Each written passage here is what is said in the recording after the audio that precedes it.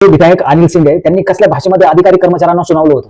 विधायक कहते हैं कि जब पूर्वा विधायक अनिल सिंह आया करे तो सभी अधिकारी खड़े हो जाया करें। जर अधिकारी कर्मचारी यांनी हे नियमाचे पालन केले नाही तर त्यांना शिक्षेची म्हणजे तुम्ही धमकी देताय, कडक कारवाई केली जाईल तुमच्यावर। अधिकारियों को धमकाते हुए आगे कहते हैं कि कई बार कह चुके हैं आगे से ऐसा नहीं होगा तो कार्रवाई के लिए लिखापढ़ी कर देंगे। काय चाललंय? कसला सन्मान? तुम्हाला सन्मानाची एवढी गरज आहे, तुम्ही एवढे भुकेत सन्मानाचे की तुम्हाला अधिकाऱ्यांकडून सन्मान पाहिजे? आणि काय हो, हा नियमामध्ये बसतंय का? नियमामध्ये आहे का? नियमामध्ये बसत नाही, संविधानाच्या मूलभूत नियमामध्ये बसतच नाही, तरी पण तुमच्या सोयीनुसार तुम्ही त्यांच्यावर थोपवताय असले नियम की तुम्हाला काय करताय, कसले नियम लागू करताय?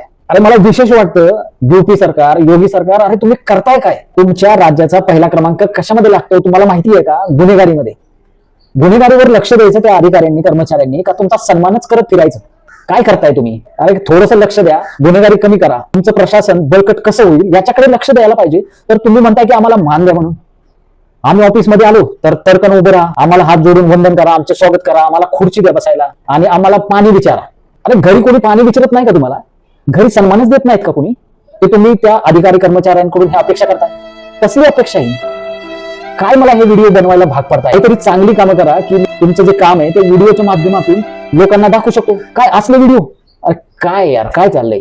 ChatGPT रिझल्ट नुसार असा भारतामध्ये असा कोणताही केंद्रीय कायदा या नियम नाही की आमदार या खासदार आला की लगेच सरकारी अधिकाऱ्याने खुर्चीवरून उभं राहायचं म्हणून। हा घटनात्मक या कायदेशीर नियम नाही। जर कोणत्या अधिकारी या कर्मचाऱ्याला वाटलं हा जो नियम आहे तो अपमानास्पद आहे या निष्पक्षतेविरोधी आहे किंवा अतार्किक आहे तर ते न्यायालयामध्ये त्याचा रिपोर्ट करू शकतात।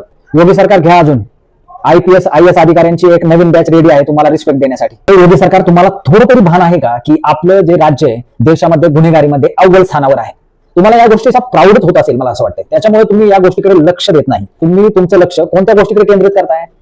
की सन्मान मिळाला पाहिजे, फक्त मान मिळाला पाहिजे। अरे कशासाठी मान सन्मान पाहिजे? तुम्ही काम करा, तुम्हाला सन्मान मान सर्व भेटेल, पण तुम्ही असले निर्देश काढताय। गुगल सर्च रिझल्ट नुसार उत्तर प्रदेशमध्ये सर्वात जास्त गुन्हे 7,08,399 गुन्हे घडलेले आहेत। याच्याकडे फोकस करायला पाहिजे। प्रशासन बळकट कसं होईल याच्याकडे लक्ष दिलं पाहिजे। तर तुम्हाला सन्मानाचं पडलेलं आहे। अरे तुम्हाला कोणी सन्मान देत नाही, तुमच्या घरी कोणी तुमचा सन्मान करत नाही, मान देत नाही का?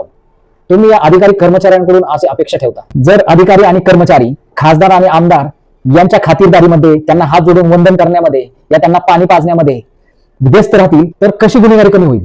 विचार करण्याची गोष्ट, सिंपल माणूस सुद्धा विचार करू शकतो, परंतु तुम्ही तिथे AC मध्ये बसून सुद्धा असले विचार तुमच्या मनात येत नाहीत। शेवटी प्रश्न उरतो, प्रशासन बळकट करण्यावर भर दिला पाहिजे की सन्मान मिळवण्यासाठी लक्ष केंद्रित केली पाहिजे? जनतेला माझा एक प्रश्न आहे की योगी सरकारने जो घेतलेला निर्णय, निर्देश दिलेले आहेत अधिकारी कर्मचाऱ्यांवर, हे योग्य आहेत की अयोग्य? कमेंट करून सांगा आणि फॉलो करा अशाच राजकीय विश्लेषणासाठी।